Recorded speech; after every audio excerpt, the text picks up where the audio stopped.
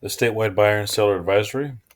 It has the buyer rights and duties. It says they're strongly advised to investigate the condition and suitability of all aspects of the property. If you do not do so, you are acting against the advice of brokers. The seller's rights and duties. You have a duty to disclose material facts known to you that affect the value or desirability of the property. You are obligated to make the property available to the buyer and have utilities on for inspections as allowed by the agreement.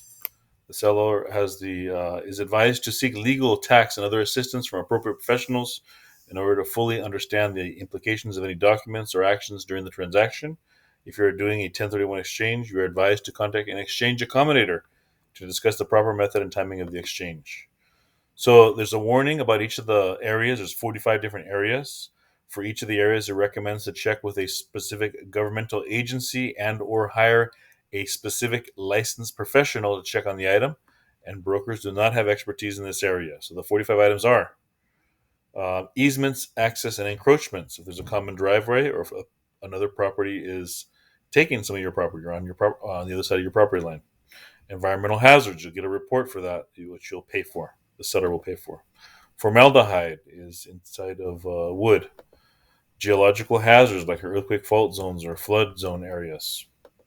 Inspections, mold, pests and animals, septic systems. If you don't have a sewer, you may have a septic system, a septic tank, or a seepage pit, and so forth. Soil and geological conditions, square footage, lot size, boundaries, and surveys.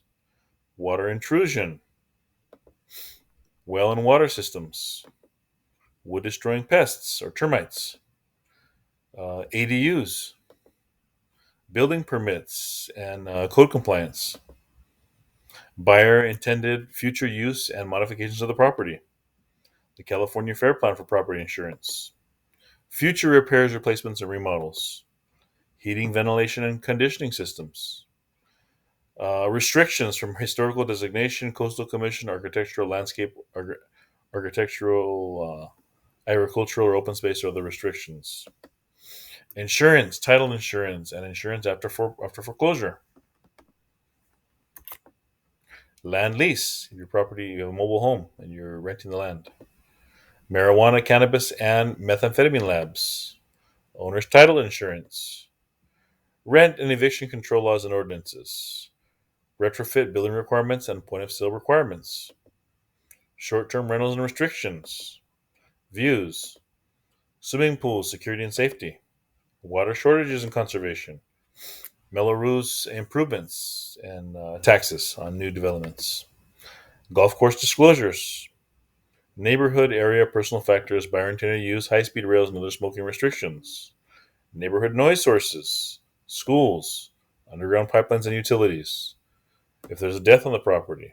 Earthquake fault zones and seismic hazards. EPA's lead based paint renovation, repair, and painting rule. Fire hazards.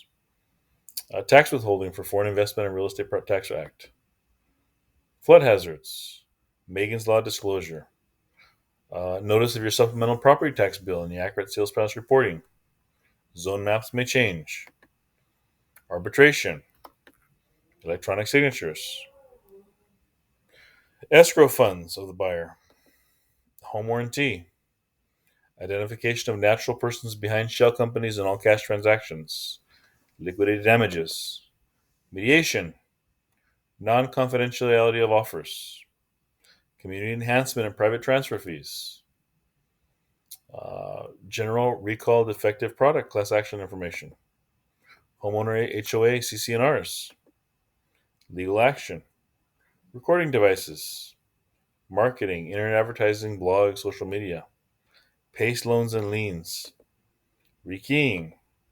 Solar panels.